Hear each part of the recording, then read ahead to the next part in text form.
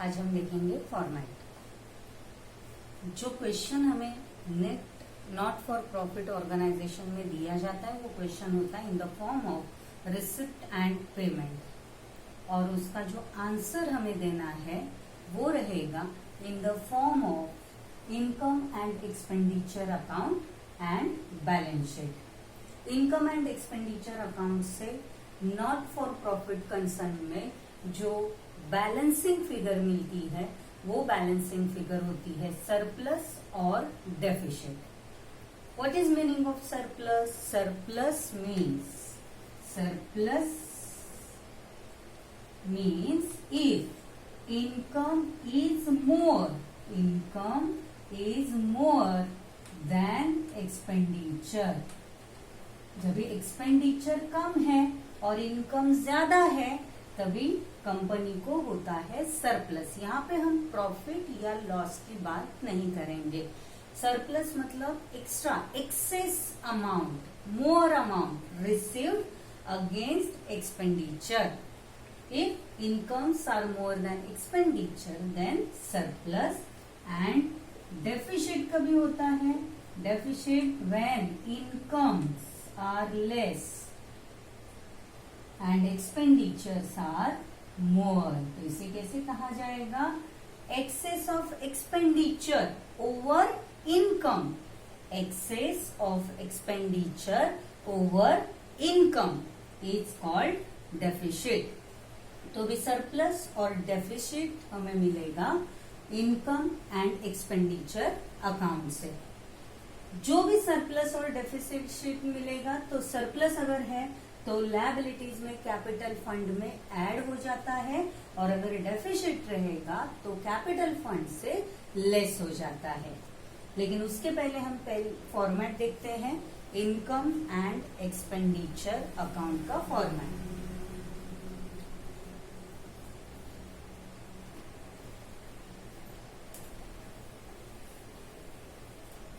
Columns हैं।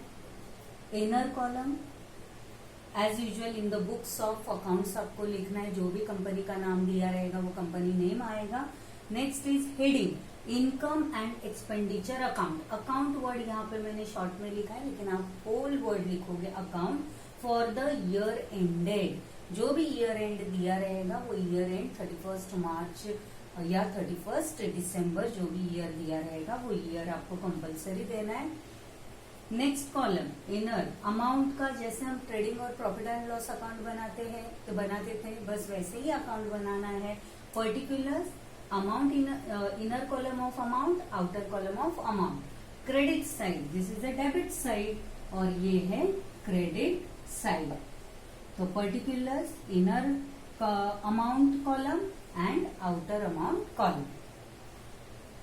Second जो बनेगा अकाउंट वो है अकाउंट, मतलब ये balance sheet is not an account, balance sheet is a statement. Balance sheet क्या है? स्टेटमेंट है। So heading balance sheet as on 31 March और 31 दिसंबर। Liabilities side, asset side, inner amount column, outer amount column, inner amount column, outer amount column. ये हो गया हमारा format. अभी जो हम देखने जा रहे हैं वो है treatment of subscription. Very very very important in not for profit concern. अभी ये जो सब्सक्रिप्शन होती है, इस सब्सक्रिप्शन में ही आप थोड़े कंफ्यूज हो जाते हो। बाकी सारे एंट्रीज एकदम सिंपल है, जैसे हम फाइनल अकाउंट में एडजस्टमेंट सॉल्व करते हैं वैसे ही एडजस्टमेंट सारे हमें यहाँ पे सॉल्व करने। सिर्फ आपका कंफ्यूजन हो जाता है सब्सक्रिप्शन में। तो ये सब्सक्रिप्शन का ट्रीटमेंट कैसे होता है? आपको 4 टाइप में सब्सक्रिप्शन दिया जाता है। मतलब कभी आपको आउटस्टैंडिंग ऑफ करंट ईयर दिया जाएगा, आउटस्टैंडिंग ऑफ प्रीवियस ईयर दिया जाएगा, और एडवांस के लिए दिया जाएगा advance for current year and advance for next year. तो ये कौन से ईयर का इनकम है या कौन से ईयर में इसे रिसीव किया है, ये कौन से ईयर का रिसीव होने वाला है, मतलब आउटस्टैंडिंग है, वो पहले आपको डिटेक्ट करना आना चाहिए कि ये प्रीवियस ईयर का है, करंट ईयर का है या नेक्स्ट ईयर का है। तो अभी प्रीवियस ईयर, करंट ईयर और नेक्स्ट ईयर हमेशा ध्यान रखिए नॉट फॉर प्रॉफिट कंसर्न में आपको सिर्फ और सिर्फ करंट ईयर के सब्सक्रिप्शन इज इनकम। सब्सक्रिप्शन क्या है? कंपनी के ऑर्गेनाइजेशन के लिए इनकम है। तो आपको ये ध्यान में रखना है, सब्सक्रिप्शन जो इनकम है, ये इनकम सिर्फ और सिर्फ करंट ईयर की इनकम को ही सिर्फ कंसिडर करना है। और इसमें अगर प्रीवियस ईयर का इनकम और नेक्स्ट ईयर के लिए जो रिसीव किया हुआ अमाउंट है, ये अगर सब आपको दिया गया है तो उसमें से सिर्फ हमें करंट ईयर का लेना है और प्रीवियस ईयर और नेक्स्ट ईयर का अमाउंट आपको लेस करना है।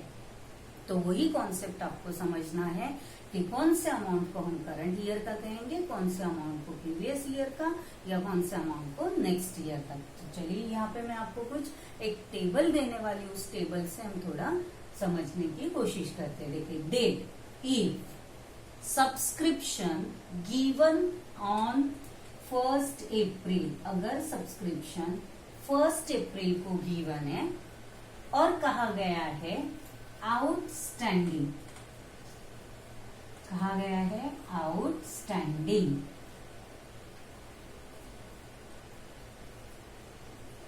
तो ये आउटस्टैंडिंग कौन से डेट को दिखाई दे रहा है? आउटस्टैंडिंग एज ऑन 1 अप्रैल।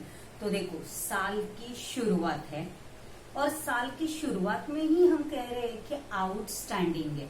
तो फर्स्ट डे का जो आउटस्टैंडिंग होता है वो करंट ईयर का नहीं होता है। आउटस्टैंडिंग हम कभी कहते हैं जब इस साल खत्म हो जाता है और फिर भी अमाउंट रिसीव नहीं हुआ है तो हम कहते हैं outstanding.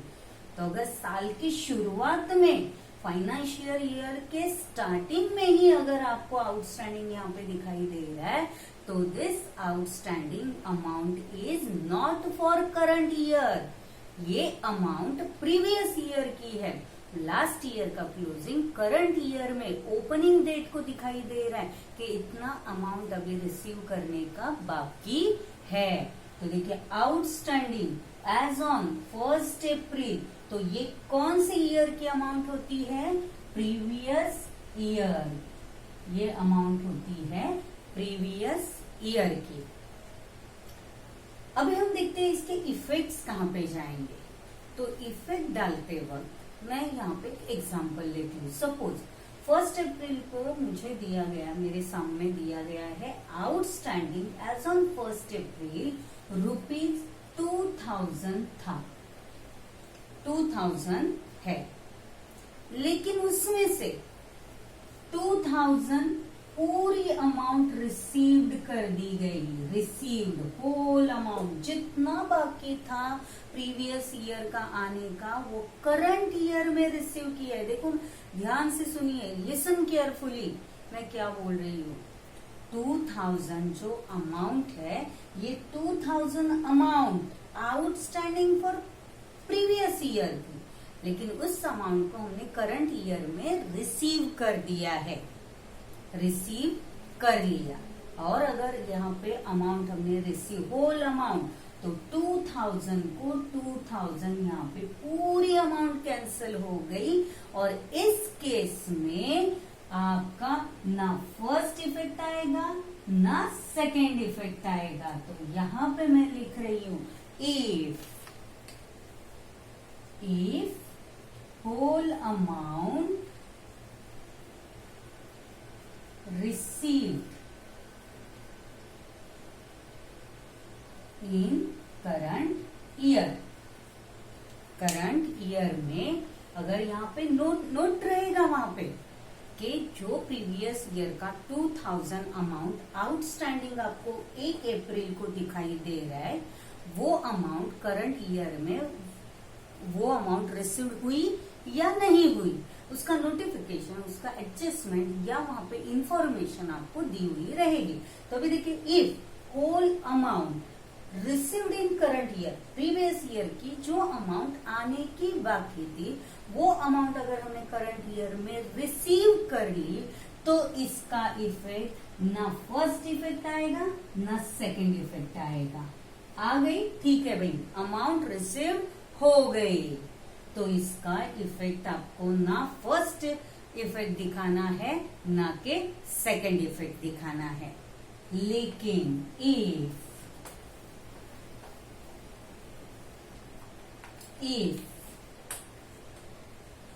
Part amount received in current year, देखिए सिर्फ पार्ट अमाउंट, जैसे कि मैंने आपको बताया 2000 प्रीवियस ईयर का आउटस्टैंडिंग दिख रहा है, कितने तारीख को दिख रहा है, 1 अप्रैल को, और जिसमें से 1500 रुपीज रिसीव्ड हो गए। करंट ईयर में पार्ट अमाउंट 500 अभी भी रिसीव होने के बाकी है, जिसमें से सिर्फ 1500 रिसीव्ड हो चुके हैं। तो अभी भी बैलेंस कितना है, स्टिल 500 बैलेंस। तो क्या 500 प्रीवियस ईयर के हैं करके हम छोड़ देंगे? ऑब्वियसली नहीं छोड़ेंगे, हम उसे करंट ईयर या उसके नेक्स्ट ईयर में उसको रिकवर करेंगे ही। तो इसलिए इसका इफेक्ट कैसे जाएगा, देखिए 2000 का इफेक्ट कहीं पे भी नहीं आएगा। तो रिसीव्ड कितनी अमाउंट की है, 1500, इसका भी इफेक्ट कहीं पे भी नहीं आएगा। अमाउंट आ गई, ओके वेरी गुड, 1500 हमने प्रीवियस ईयर के जो आने के बाकी थे वो रिसीव कर लिए, लेकिन अभी भी 500 आने के बाकी है। तो ये 500 का सिर्फ इफेक्ट देना है। तो कहाँ पे जाएगा उसका इफेक्ट, एक ही इफेक्ट जाएगा और वो जाएगा अंडर 500। यहाँ पे सेकेंड इफेक्ट में, फर्स्ट इफेक्ट में कुछ नहीं आएगा और सेकेंड इफेक्ट आएगा, देखिए आने का बाकी है, 500 इज स्टिल पेंडिंग। तो रिसीव करने की अभी भी रिसीव करने का बाकी है, इसलिए इसका सेकेंड इफेक्ट जाएगा एसेट में एज अ आउटस्टैंडिंग सब्सक्रिप्शन। कहाँ पे जाएगा यहाँ पे सेकेंड इफेक्ट, एसेट में। ये हो गया सेकेंड टाइप, ये फर्स्ट सेकेंड। लेकिन जो मैंने आपको इफेक्ट दिखाए तो उसका क्वेश्चन किस तरह से आपको पूछा जाएगा वो भी समझ लीजिए, क्योंकि देखिए सब्सक्रिप्शन में ही आप गड़बड़ करते हो, इसलिए मैं इतना लेंदी कर रही हूँ सब्सक्रिप्शन को। अभी क्वेश्चन आपको जब भी आएगा तो 2 पैटर्न में आता है। ये सपोज रिसिप्ट एंड पेमेंट का अकाउंट है, this is a receipt side and this is a payment side. अभी आपको रिसिप्ट दिया है, रिसिप्ट में लिखा है to subscription, subscription year, previous year, current year and next year, ऐसे 3 अलग अलग ईयर दिए हुए। ये आपका प्रीवियस ईयर है, करंट ईयर है, नेक्स्ट ईयर है। और यहाँ पे आपको बताया गया है प्रीवियस ईयर की अमाउंट रिसीव्ड 2000, करंट ईयर के लिए सब्सक्रिप्शन रिसीव्ड है 4000 और नेक्स्ट ईयर का भी अमाउंट हमने रिसीव किया हुआ है वो है 5000।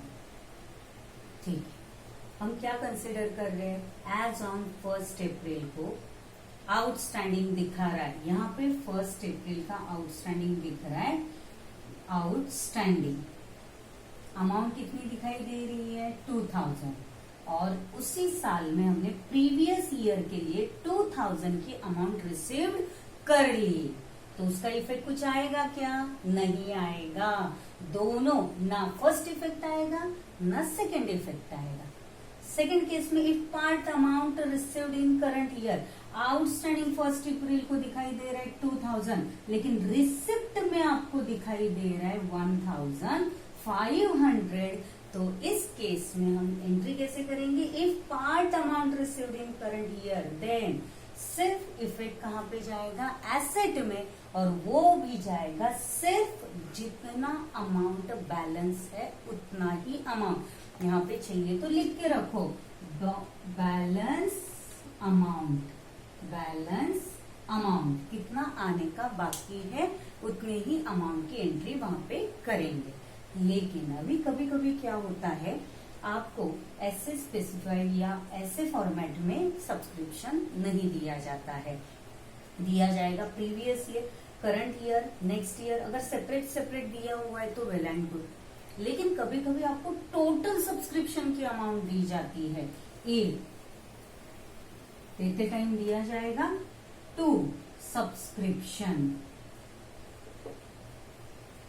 अमाउंट है सपोज 50,000, इतना amount as a subscription receive किया गया है।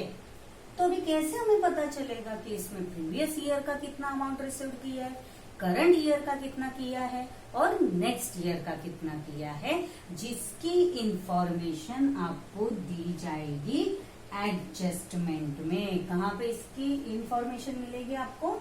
एडजस्टमेंट से आपको इसकी इंफॉर्मेशन मिल जाएगी। तो एडजस्टमेंट में दिया हुआ रहेगा प्रीवियस ईयर और आउटस्टैंडिंग फॉर, या ऐसे दिया जाएगा received outstanding for previous year 1,500। देखिए आपको दिखाई दे रहा है क्या लिखा गया है। मैं थोड़ा और ऊपर लेती हूँ, एक मिनट। आपको एडजस्टमेंट दी गई है, एडजस्टमेंट इज गिवन। अगर आपको सब्सक्रिप्शन की टोटल अमाउंट यहाँ पे दी है, यहाँ पे 1 अप्रैल का आउटस्टैंडिंग 2,000 दिखाई दे रहा है। रिसिप्ट एंड पेमेंट में बोला है कि टोटल सब्सक्रिप्शन रिसीव 50,000, लेकिन इसमें से प्रीवियस ईयर की कितनी अमाउंट रिसीव की है उसकी इंफॉर्मेशन आपको दी जाएगी एडजस्टमेंट में। That is received outstanding subscription for previous year, मतलब वहां पे ईयर डालेंगे 16, 17, 18, 19, तो वो आपको समझना है कि ये प्रीवियस ईयर है या करंट ईयर है। Previous year ₹1,500। तो देखिए अभी यहाँ पे आपको बहुत ध्यान रखना है, यहाँ पे आपके दोनों में इफेक्ट आएंगे। कैसे? Received outstanding subscription for previous year ₹1,500।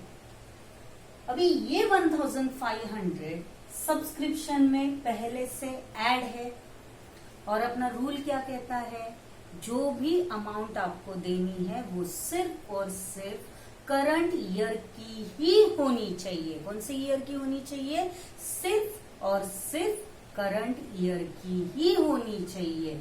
तो ऐसे में आपको दोनों तरफ फर्स्ट इफेक्ट भी जाएगा और सेकंड इफेक्ट भी जाएगा। तो वो इफेक्ट कहां पे जाएगा? तो सब्सक्रिप्शन का एक इफेक्ट जाएगा इनकम में। कहां पे जाएगा? इनकम। और इनकम में फर्स्ट इफेक्ट हो जाएगा इनकम, लेकिन इनकम से क्या होगा? Less from expense, subscription less from subscription. Effect क्या आएगा? Less from subscription. तो अभी देखिए यहाँ पे मैं सब्सक्रिप्शन का इफेक्ट आपको दिखा रही हूँ। इनकम में सबसे पहले रिसिप्ट और पेमेंट में जो सब्सक्रिप्शन दिया हुआ है, तो वो सब्सक्रिप्शन हम कहाँ पे लिखेंगे? इनकम एंड एक्सपेंडिचर में पर्टिकुलर्स ने इनकम एंड एक्सपेंडिचर लिखा जाता है। इनकम एंड एक्सपेंडिचर, पर्टिकुलर्स नहीं लिखेंगे, एक्सपेंडिचर एंड इनकम। नाउ तो इनकम साइड में हम लिखेंगे बाय सब्सक्रिप्शन। कितनी टोटल अमाउंट हमने सब्सक्रिप्शन की रिसीव की हुई है? 50,000, जिसे हम लिखेंगे इनर कॉलम में 50,000। और एडजस्टमेंट क्या कहता है? Received outstanding subscription for previous year. इस अमाउंट में प्रीवियस ईयर का 1,500 इंक्लूड है, जिसे हमें हटाना है। तो ये हो जाएगा लेस फ्रॉम इनकम। तो इसका इफेक्ट आएगा लेस फ्रॉम लेस लिखेंगे आउटस्टैंडिंग फॉर प्रीवियस ईयर। क्या लिखेंगे? Outstanding for previous year. कितना आउटस्टैंडिंग था जो हमने अभी रिसीव किया? 1500। 1500। तो इसका एक इफेक्ट हमने दिखा दिया यहाँ पे। माइनस करके अमाउंट हमें आउटर कॉलम में मिल जाएगी 48,500। 48,500। ठीक है, लेकिन चेक करो, आने का तो 2000 बाकी था, आया कितना है? 1500। मतलब अभी भी 500 रुपीज आने के बाकी है। तो इस 500 को हमें शो करना है, आने का बाकी है। मतलब कहाँ पे इफेक्ट जाएगा? सेकेंड इफेक्ट एसेट साइड में। और एसेट में इफेक्ट क्या जाएगा? जितनी अमाउंट आने की बाकी है उसका इफेक्ट जाएगा बैलेंस अमाउंट। और कितना अमाउंट आने का बाकी है? अभी भी 500। देखिए 1 अप्रैल को आउटस्टैंडिंग दिखा रहा है 2000। साल में हमने 1000, ड्यूरिंग द ईयर हमने 1500 रिसीव किया। जो अमाउंट हमारी 50,000 में इंक्लूडेड है, तो आपको 2 इफेक्ट देने हैं। लेकिन अगर हमें सेपरेट सेपरेट दिखाया होता, ईयर वाइज अगर इंफॉर्मेशन दी हुई रहती, तो आप उसका एक ही इफेक्ट दोगे, और वो है एसेट में। आपको 1500 का इफेक्ट देने की जरूरत नहीं। अगर करंट ईयर के अमाउंट में प्रीवियस ईयर के अमाउंट इंक्लूड है, तो ही आपको यहाँ से इसको लेस करना है। तो ये 48,500। और सेकेंड इफेक्ट कहाँ पे जाएगा? Asset side. एसेट साइड में लिखेंगे सब्सक्रिप्शन फॉर, और इसे अंडरलाइन करके हम लिखेंगे प्रीवियस ईयर। प्रीवियस ईयर का सब्सक्रिप्शन आने का बाकी है 500। तो इस तरह से हमें फर्स्ट यहाँ पे इंफॉर्मेशन आपको देना है, ये सब्सक्रिप्शन की इंफॉर्मेशन देनी है। तो यहाँ पे आप सर्टन ए पॉइंट, बी पॉइंट और सी पॉइंट का जो इफेक्ट है, तो सी पॉइंट क्या रहेगा? If previous year amount include in current year subscription amount. यहाँ पे एग्जांपल में हटा देती हूँ अमाउंट। करंट ईयर सब्सक्रिप्शन में अगर प्रीवियस ईयर के सब्सक्रिप्शन अमाउंट करंट ईयर के सब्सक्रिप्शन में इंक्लूडेड है, तो इफेक्ट क्या आएगा? इनकम साइड में, इनकम में लेस फ्रॉम सब्सक्रिप्शन।